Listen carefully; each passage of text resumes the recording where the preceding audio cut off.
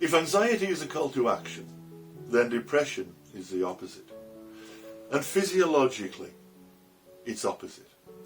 As anxiety is all about getting ready to run or to fight, the physical changes in depression are all about slowing down. And really profoundly depressed people slow down to such a degree that their speech is slow. Even their thoughts are slow, their movements are slow. They feel tired, heavy. I've had people describe walking down the road as if it's walking through treacle. Everything's such an effort. That's why depressed people sometimes just spend all day in bed or lying on the settee. The telly's on, but they're not watching it because they can't concentrate upon it, because the thoughts are so slow, there's almost nothing going on inside. These are people typically who've done the anxious stuff.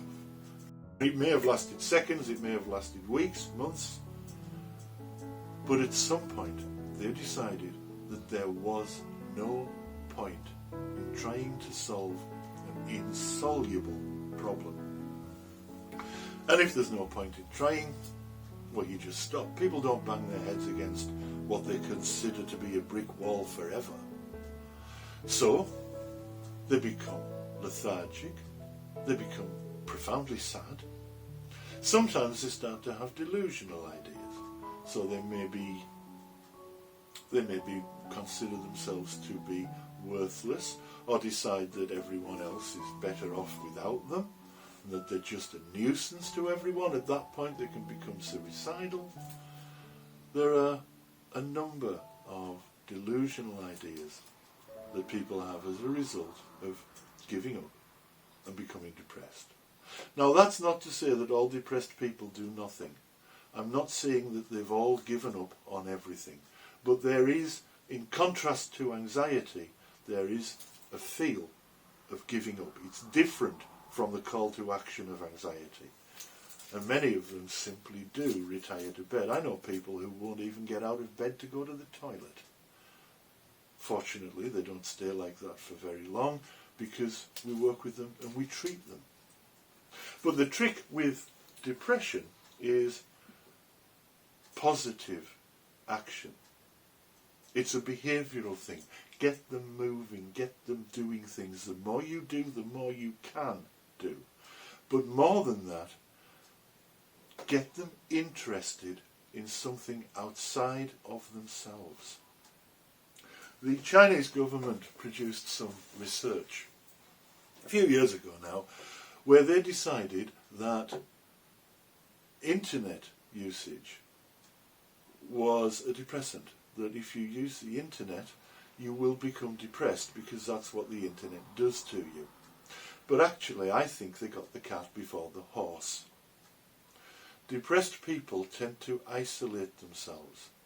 And often when you're isolated, you'll go online, you'll watch YouTube videos, or you'll pull up documents that you can't concentrate on. So you sit there watching the screen for hours, because there's nothing else to do while you wait for the inevitable tragedy to occur. Depression is about isolation, and it's about not laziness, but lethargy and tiredness. And it's about apathy, about not caring anymore, because why should you care if there's nothing you can do about it anyway? Albert Ellis, who is the founder of rational emotive therapy, came up with a set of 12 rational and irrational beliefs. The irrational beliefs cause psychological problems, and the rational beliefs help us to get past them. One of the irrational beliefs is the thing that causes, or can cause, depression. Not in all cases. It's this. Happiness is caused by inactivity. That's why people look forward to bank holiday weekends, because they're not going to have to go to work for 3 days. Or Easter, where they don't have to go to work for 4 days.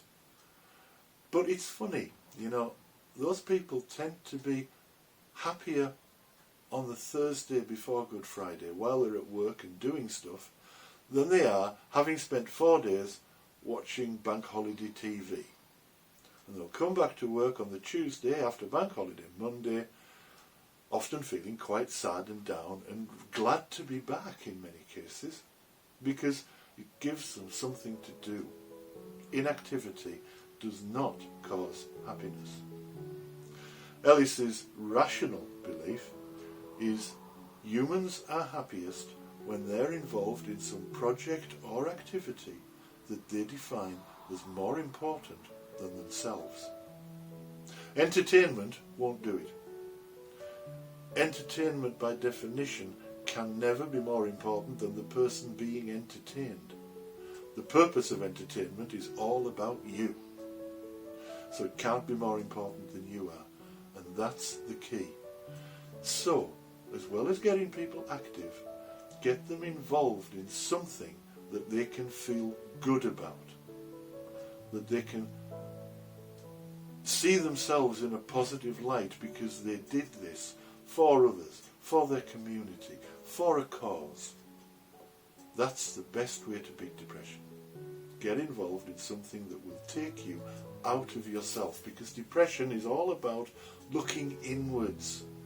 It's as though the whole world just gets locked away behind this bubble of depression, and you're just stuck in your own little world, and that's very, very lonely. So, depression is about giving up. Physiologically, it's about slowing down and becoming more tired. Psychologically, your thoughts slow down, it becomes hard to concentrate, you become sad, you may be suicidal, and the way out of it is to do the opposite of what you really want. If you want to be isolated, get out and do things with others. If you want to focus on yourself, or you feel that you're drawn to focusing on yourself, don't. Put your focus outside and do something that you can feel good about to combat the feelings of worthlessness and that others would be better off without you.